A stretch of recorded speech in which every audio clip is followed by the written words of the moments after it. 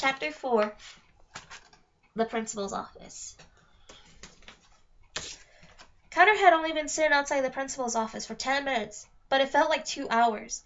The mystery of why he was there was picking at his physique like a pair of hungry buzzards.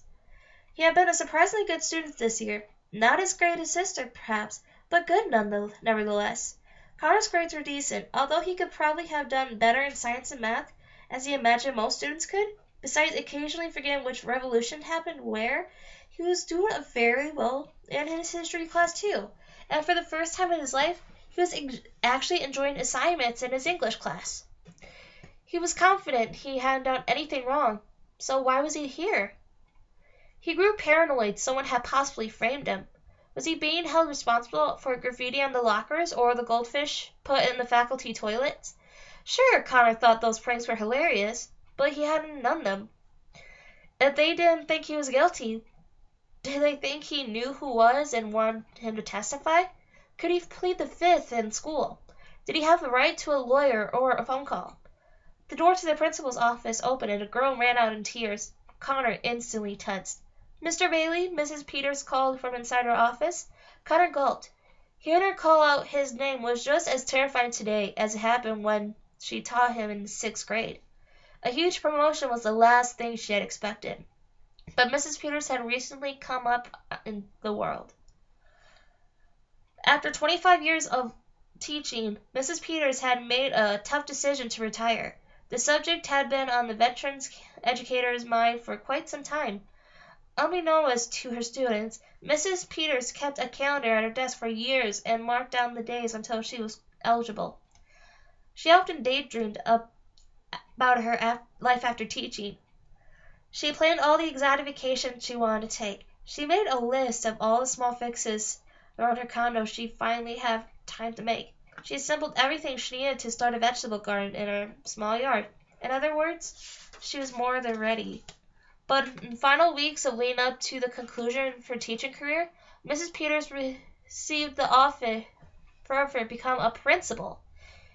And appealing as a life of gardening and relaxation was, a life as a principal gave her the essence of what she loved the most about being a teacher: authority over impressionable youngsters. Needless to say, she didn't hesitate to take the job. She thrived in the powerful position of administration punishment, and occasionally something would come up that allowed her to do what she loved more than anything, which is why she called Connor Bailey into her office. "Have a seat," Mrs. Peters ordered. Connor sat across from her so obediently he reminded himself of Buster.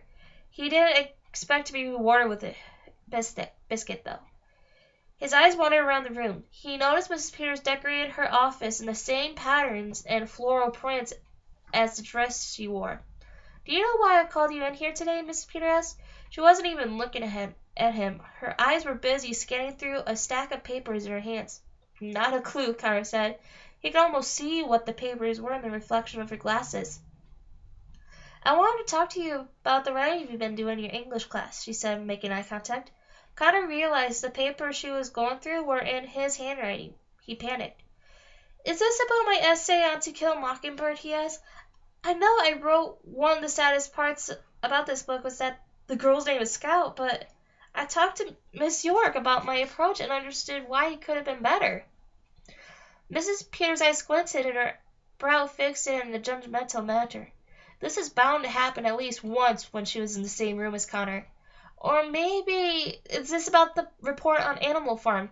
Connor said. "I know I said I wish George Orwell had used something to represent politics that didn't give me a major craving for a bacon cheeseburger. But that's really how I felt. I wasn't trying to be funny." No, Mr. Bailey," Miss Peters said. "I called you to my office about the creative writing you've been working on in Mrs. York's class." "Oh?" Connor said. Creative writing was actually his favorite part of the class.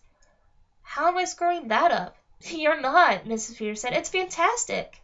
Connor's head jerked in disbelief. "Did you just say what I think you just said?" Connor asked. "I believe so," Miss Peters said, almost as surprised as she was. "Miss York was afraid your stories might have been plagiarized, so she sent them to me to look over, but They're like anything I've ever read. I assured her they appeared very original to me.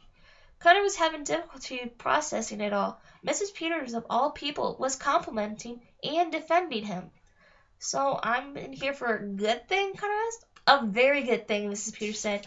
Your stories and perspectives on fairy tale characters are wonderful. I love your stories about the Charming Dynasty searching for the long-lost Charming brother and the evil queen's long-lost lover being trapped in her magic mirror. And Trix, the misbehaving fairy, and Trobella, the homely troll princess, are such imaginative new characters. I'm very impressed. Thank you, Connor said. Can I ask you what inspired these stories, Mrs. Peters asked? Connor gulped. He didn't know how to answer. Technically, he had used the class to write about his experiences, so the stories weren't necessarily creative writing. Was it considered lying if he couldn't tell the truth? They just came to me, Connor said with a shrug. I can't really explain it. Mrs. Peters did something Connor had never seen her do before. She smiled at him. I was hoping he would say that, Mrs. Peters said. She retrieved a folder from the inside of her desk. I took the liability of looking at the student profile you filled out at the beginning of the school year. I found it interesting that under future career inspirations, you simply wrote something cool. Connor nodded. I stand by that, he said. Well, unless you have a goal of becoming a professional snowman, is it safe to presume you're open to suggestions? Mrs. Peters asked. Sure, Connor said. He still hadn't thought of any jobs that fit the description. Mr. Bailey, have you ever considered about becoming a writer? Mrs. Peters said. If these stories are any indication, with time and practice, I think you may have what it takes. Although they were the only people in the room, Connor had to remind himself she was talking to him. A writer? Connor said. Me? The thought had never crossed his mind. His head instantly filled with doubts regarding the prospect, like white blood cells attacking a virus. Yes, you, Mrs. Peters said, pointing at him for further distinction. But aren't writers supposed to be super smart? Connor asked. Don't say things like that. I concur, and I don't identify with the likes of this. Those kinds of people are writers, not me. They laughed at me, and if I try to be one of them. Mrs. Peters exhaled a small gust of air through her nose, which Connor remembered was her version of a laugh. Intelligence is not a competition, she said. There is plenty to go around, and there are many ways it can be demonstrated. But anyone can write, right? Connor asked. I mean, that's why authors get judged so harshly, isn't it? Because technically, everyone could do it if they wanted to. Just because anyone can do something doesn't mean everyone should, Mrs. Peters said. Besides, anyone with an internet connection feels like they have the credentials to critique or belittle anything they say. I suppose, Connor said, but his defeated look said otherwise. What makes you think I'll be a good writer? My stories are simple compared to other ones out there, as I don't have a very good vocabulary, and I'm worthless without spell check. Mrs. Peter took off her glasses and massaged her eyes. Connor was still a challenged student to get through. Having something worth telling and a passion to tell it are what makes you a good writer, Mrs. Peter said. I can tell you how many times I read novels or articles that use complicated words and witty wordplay to cover up the fact that they had absolutely no story to tell. A good story should be enjoyed. Sometimes simplicity can go a long way. Connor still wasn't sold on the idea. I just don't know if it's for me. You don't have to decide right now, Mrs. Peter said. I'm only asking you to think about it. I would hate it if somebody with your imagination graduated and didn't do something cool with it. She locked eyes with him, and another rare smile appeared on her face. I have two loves in my career, reprimanding and encouraging, Mrs. Peters went on. Thank you for letting me encourage today. I don't get many opportunities. No problem, Connor said. It's nice to be in the other category for a change. Miss Peters put her glasses on her and handed Connor his stacks of paper. He figured their meeting was over and headed to the door. relieved not to be in tears like his principal's prior guest. I'm so proud of you, Connor, Mrs. Peters said, just as he reached for the door handle. You've come a long way from not being in my class. All Connor could do was smirk sweetly at her.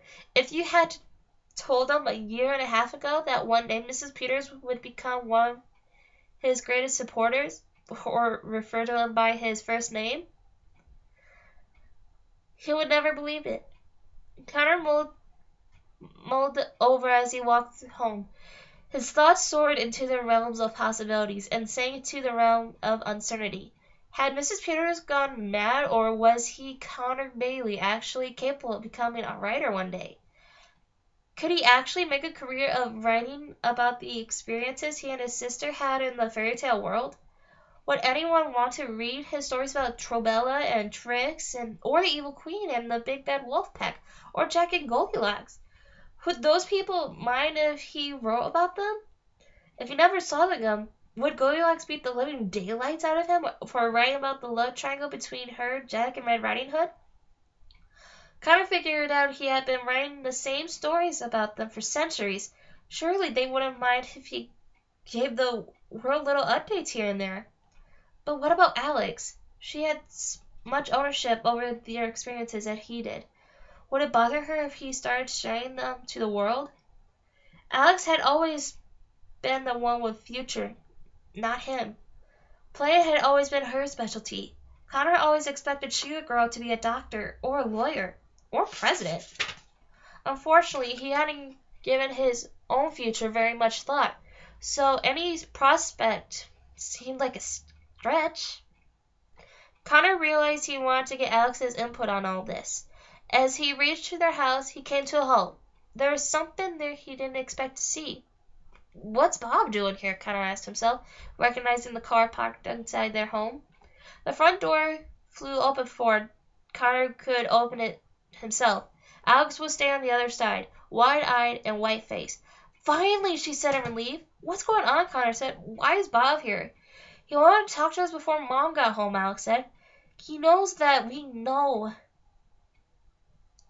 And he said he wanted to ask something. I'm pretty sure I know what it is. What? Connor said, completely oblivious. Just get inside, Alex told him. I think there's